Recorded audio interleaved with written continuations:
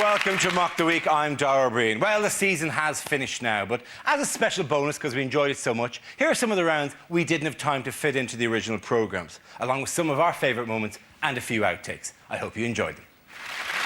Our next round is called, if this is the answer, what is the question? Here's our big board with the 6 categories. From the categories chosen, I read out an answer and the players have to guess what the question might be. Adam, which category would you like? Transport, please. OK, transport it is. The answer is crazy, loopy and un-British. What is the question? What is Mohammed Al Fayed? Is it what is Prince Philip? Is it who are the arch enemies of Snap, Crackle and Pop? What nicknames has Madonna given her children?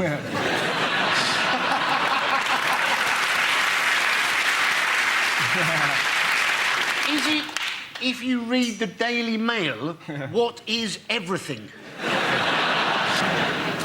What do you call slapping a bulldog? I actually know the answer to this one. I think it's what people were saying about the lady who was wearing the crucifix for British Airways, Peter Hain, people like that. That's absolutely right. Well done, Andy Parsons. There you are. Yeah. What development in airport safety was recently suggested? Further development in airport safety? Tagging, isn't it? Yeah. Yes. Yeah. What kind of tagging? The electric tagging. Electric tagging or electronic tagging? With a prod. Pedal prod.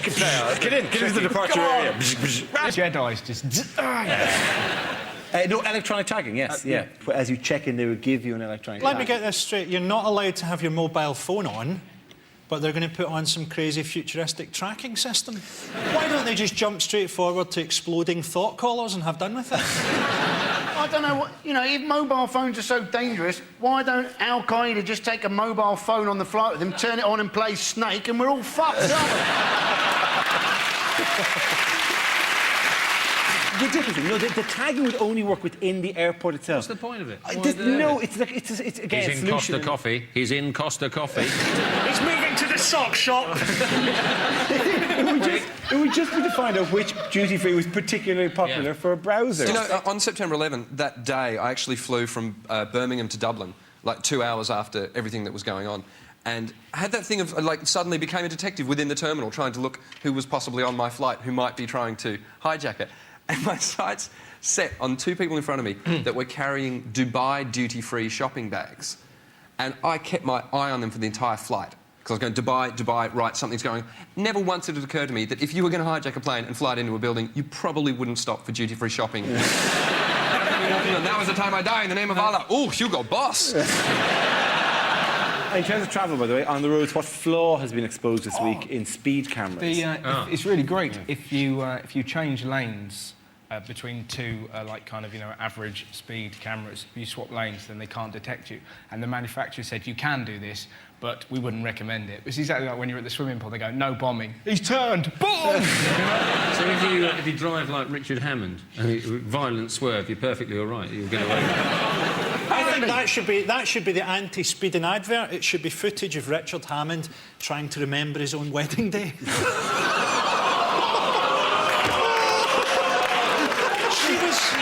She was wearing black, or was it red? Am I married?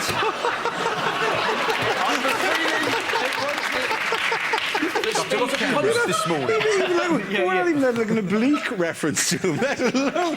There's a line in the sand, right? And you can't even see the line in the sand. You're actually out of sand into tropical tundra regions. The sand is so bad. What do you think, then? What is wrong with speed cameras? What's wrong with speed cameras? No. I'm taking a second just to enjoy that particular joke. Who here's had a crash?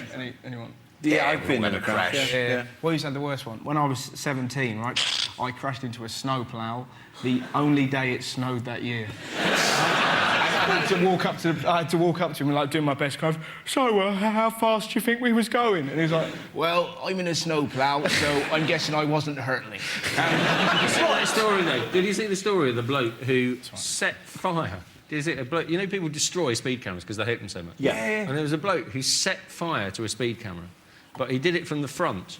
And and he was really surprised that it had all been filmed.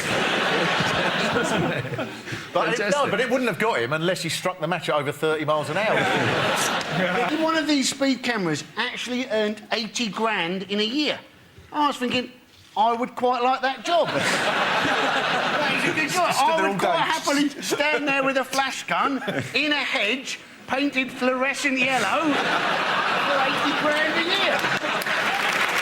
The next round is called Between the Lines and features Hugh and Frankie. Would you both please make your way over to our press pit? In this round, one of them takes on the role of a person in the news addressing the media, while the other translates what they really mean. As he prepares to assume centre stage, Frankie, you are Iranian President Mahmoud Ahmadinejad. Thank you, got it right in one. And I was so happy with myself, fucked up the rest of the link. Let's do that again.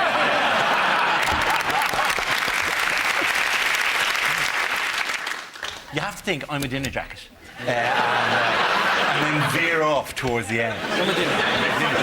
The worst thing is I say it at the start of the item and I can't say it as well as you. So now you've really drawn attention to how shite I'm going to pronounce this. In this round, one of them takes on the role of a person in the news addressing the media, while the other translates what they really mean. As he prepares to assume centre stage, Frankie, you are Iranian President Mahmoud Ahmadinejad making a speech. Hugh, you will tell us what he really means. I am Iranian President Mahmoud Ahmadinejad.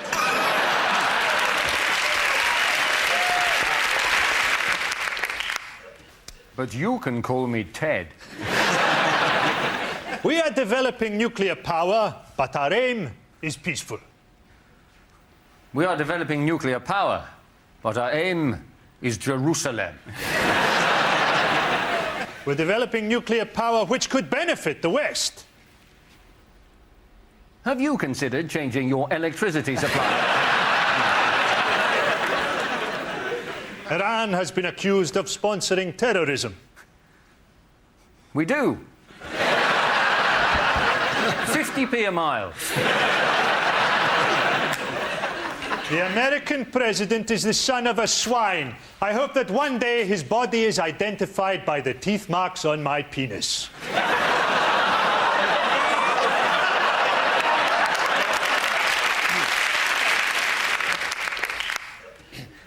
I don't like George Bush.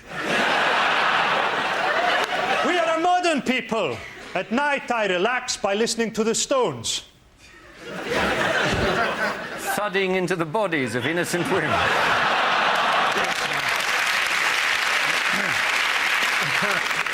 I am opposed to nuclear weapons and would like to see reducing numbers. 5, 4, 3, 2, 1. Very good, well done. Mark Oaten and his wife were back in the news. What excuse did his wife give for his much publicised visits to rent boys? Oh, this was great. She blamed Charles Kennedy. Charles Kennedy was the reason. They must have got really pissed that night. I mean, I've been drunk enough to have a kebab, but never been so drunk that I've turned gay. Did you go to a club last night, Mark? Oh, worse than that. I suddenly became gay. Do you know the crime in Middle England that Mark Oaten committed wasn't actually going with rent boys, it was simply renting.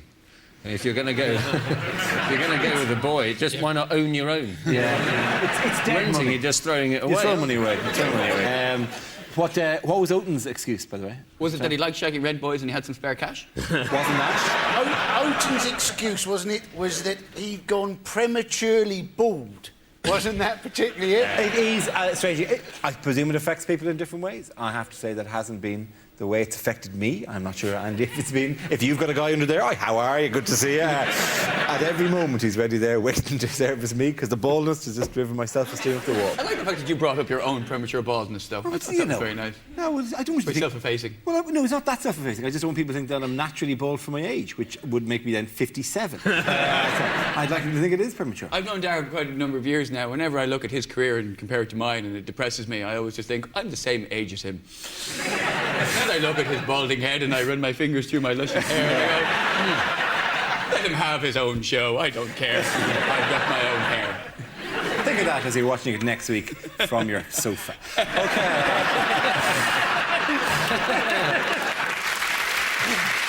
OK, here we go. Let's have a topic.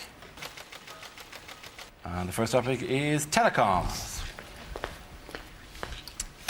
Now, I've got a crap mobile phone, right? And I'm sick of my phone Humpy ringing me up trying to get me to have an upgrade. Do you want a free upgrade? Do you want a better phone? No, I like my crap phone. One day, I'll be walking my dog and I'll take it away and say, have a wolf instead. It drives me mad. And this guy was determined to make me have this, the Samsung Golden Cock 4000 or something. It's like, oh yeah, you get this phone, you see, you can download TV clips onto it. You're interested in watching TV on your phone? It's like, well, no. I've got a TV, right? I'm not interested in watching TV on my phone. Same reason I'm not interested in having a piss in my tumble dryer.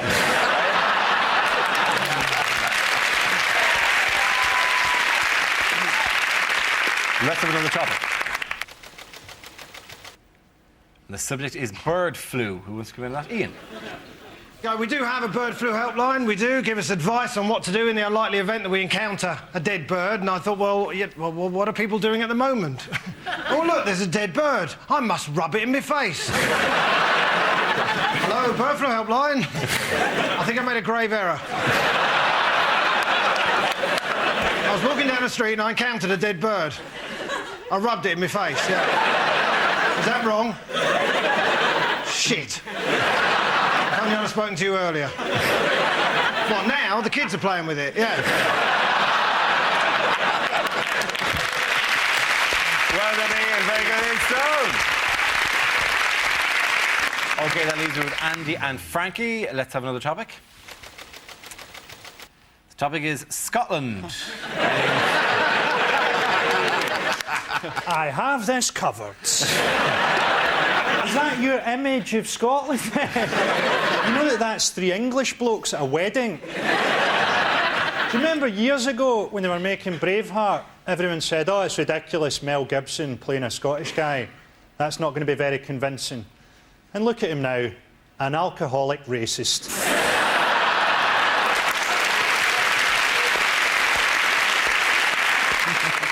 The most Scottish thing I've ever seen, I was going through a town called Bathgate at about 11:30 at night, and there was a guy pissing against the front door.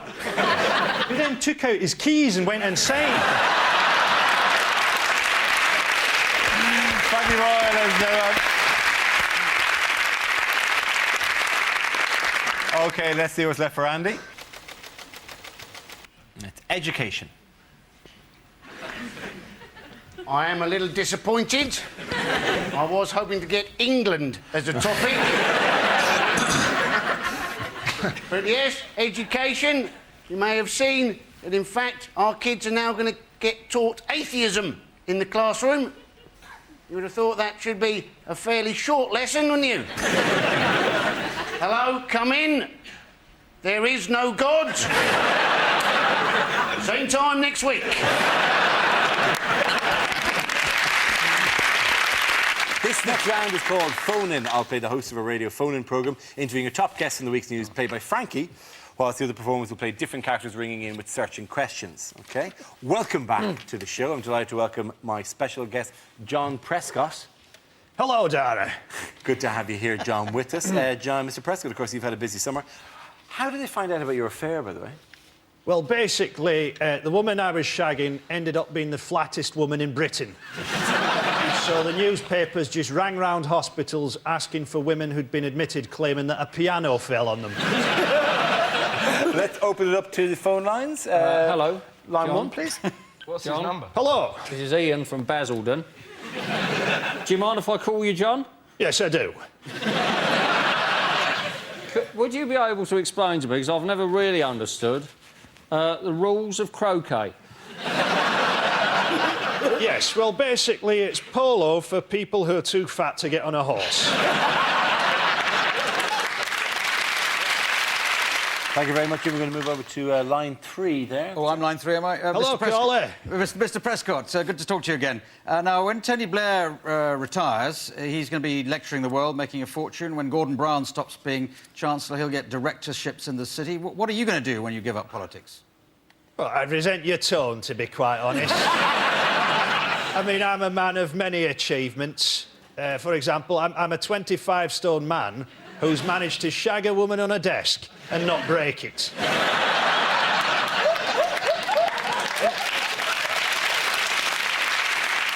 Why did you leave the door open when you were doing that? Was that because you couldn't fit in otherwise? No, it's because there was a mirror just behind the door, and as I was doing it, I caught sight of myself in the mirror and I winked. So what are you going to do when you stop being in politics? I think at 67, I'm probably going to die. On that note, let's go to line 4 here. Yes, hello. Is that Telewest customer support? What unusual cure for alcohol addiction has been uncovered this week? I know it's LSD is now a cure for alcoholism, which is going to change the world. I mean, it's going to change tramps. Can you spare any change? I've got a unicorn to feed. Like alcoholics don't talk enough pish already. I'll tell you why your mother left me. Because she was seeing a merman. But LSD was invented by Albert Hofmann, wasn't it? He's the godfather of LSD. Have you heard about him? Yeah. The man who invented the word psychedelic. Yeah, but it was great because during World War II, he self-medicated on acid, went for a bike ride and wrote a diary about it. How fantastic is that? Day 3, the bike has begun speaking to me. Tomorrow, I will make it a bacon sandwich. My accent is still unknown. You know this stuff about Channel 5 putting women off giving birth, having children. It's not actually. Are you all right? Hospitals. For a man who's been there a couple of times, we're not across the terminology very much here. No. But it's hospitals that have put you off. I had to go last year. I had to go for a colonoscopy. As you do. I did. I had to go for a colonoscopy. And it's a very humiliating thing having a colonoscopy. And I was lying on the trolley with the doctor and the nurse. It was just us in a sort of small operating theatre, and the nurse had a tube like this with a camera on the end of it. I was sedated, just about to go under, and just as she over the top, I was about to go under, and just as she was about to put the tube where the sun don't shine, she turned to me and she said, "I'm a very good friend of your next-door neighbour."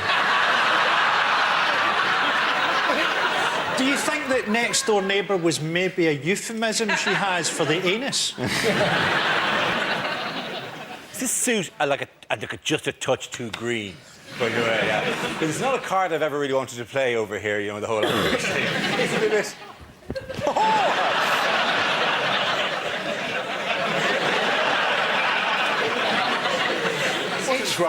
It's funny you should say all of that. I've got vicious pins and needles. I genuinely have.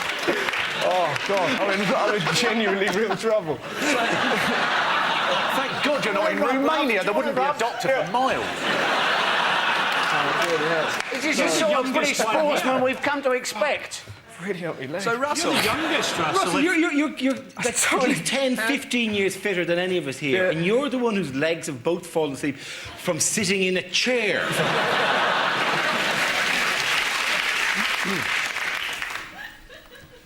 Miss Fat Ankle 2006.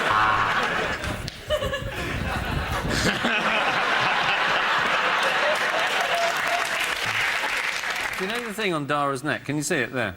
You mean this There. thing? Yeah. For the first 6 weeks, I thought that was draining fluid from his brain. It's a stand-up challenge. Our random news generator contains a bank of topics. We spin the wheel, and when it stops, anyone can step forward and try to make us laugh about the subject it's landed on. The winner of the team I judge to be able to walk like a human being. And not skip or canter or... Yeah. Here we Just go. put your foot out. Oh, cheers. Stretch it. Just stretch it. Go on, Andy. What are you doing to me? That should do it. Yeah. If I ever get famous, this photo's going to get taken and there's going to be a caption near it. Man gets bummed by ghost while 2 people help. Do you know what would be good if I didn't do during this week's opening bit? If I remembered, which anyone who saw the show last Thursday, that the camera is already rolling before it comes to me, so I shouldn't dance along to the music like I effectively. It has me going. We now play a round called Newsreel. We'll play in a recent piece of news footage featuring some of the world's major figures and ask Hugh to provide a commentary. OK, Hugh, this week you'll have a royal theme. Here we go. Oh, Here comes Her Majesty the Queen, resplendent in a curtain. Walking past one of the many Coke machines she's decided must be installed in Buckingham Palace. The Duke of Edinburgh, very fond of impressions. That was a dirty old man. Oh, the line-up. Of course, the point of these is to meet foreign dignitaries. That's President someone or somewhere with suspiciously dark hair for a man of his age. Tony Blair, of course, will at this stage urge the Duke of Edinburgh not to insult the many dignitaries or be racist with them. There he goes. He's saying they may be foreign, but that doesn't make them bad or wrong. Who's next? Oh, it's Gerhard Schroeder. Another man with suspiciously dark hair. Of course, he doesn't use hair dye. He's never gone grey, in spite of his age of 107. The moment coming, Prince Philip's going to meet him. Will he be able to stop being racist? No.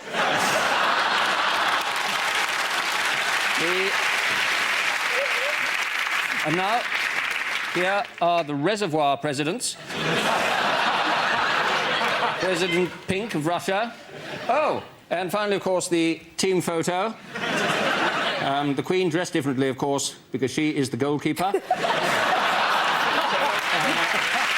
well done, the points go to Hugh there. On travel news, of the greatest travel story of the week was Tina the tortoise.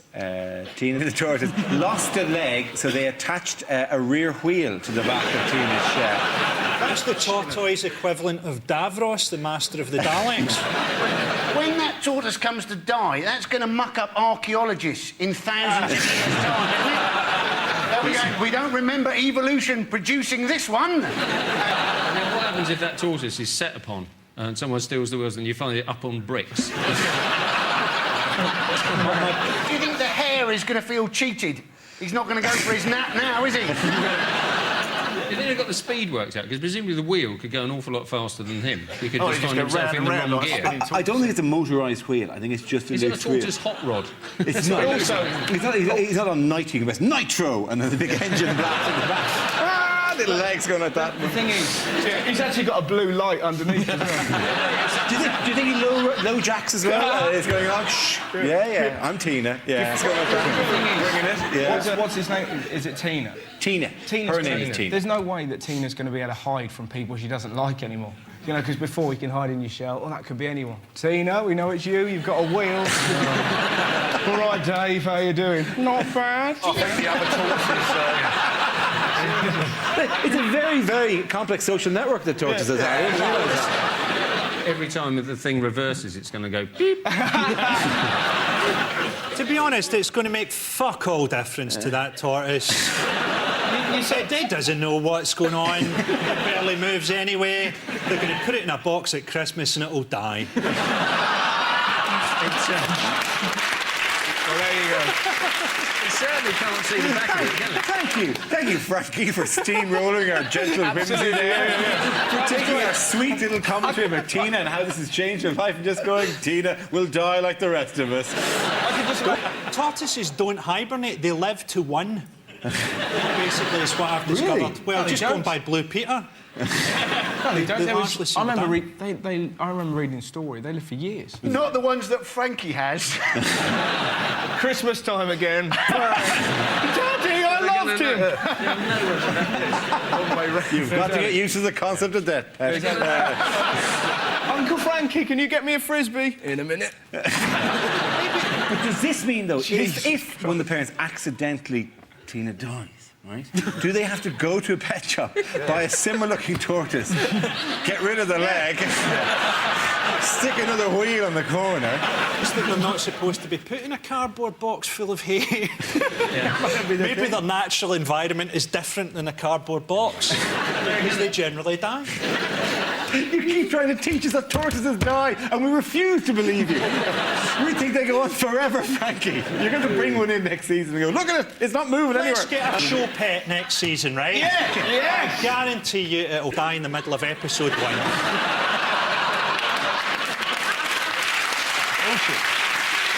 We'll make you should have, like, I should say, and by the way, before we start headlines, round one of the first series, I'd introduce you to the Mock the Week giraffe, who'll just be wandering around the studio randomly for the rest of the season. Hello, Necky. And then you'll just see him behind there, just slowly, and then bang! Right to the middle of scenes we'd like to see. A dead giraffe will come slamming through the screen. You laugh, but that would be a better show. Absolutely. Who gives a fuck about the news, really? It'd be great to see a bonobo chimp rip through that screen during one of the stand-up bits. I'll tell you what I think about the government. Oh, hello! Tearing the contestant's limb from limb. Just Frankie's like that. No, Frankie! They've got to learn. The first subject is exam questions that were rejected. A lot of people say that the exams are too easy. Is the answer A, yes? Or B, David Beckham? With illustrations, describe the Prophet Muhammad.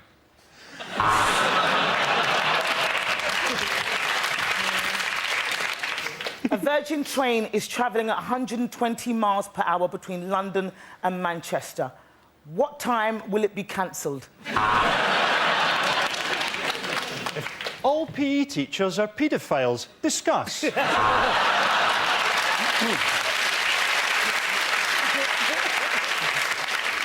If the world is heating up at 2 degrees per decade, what is the point of anything?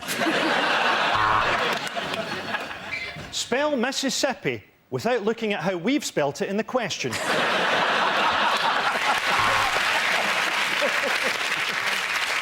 Two cars are speeding. One is being driven by a black man. Which one will be stopped? Do you think kids spend too much time with their PlayStation? Answer cross, triangle, circle or square. Tick the box A, B or C to receive the grade A, B or C.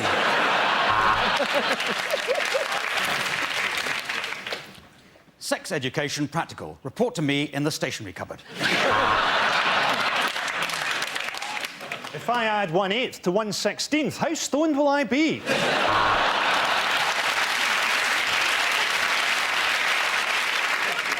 Can you master this phrase? Do you want fries with that? Very good. Let's move on to the next topic. Famous last words. Stingrays love foreplay.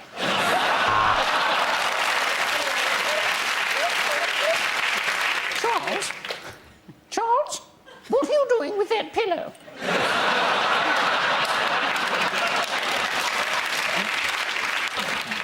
I'll bet you I can jump that ticket barrier.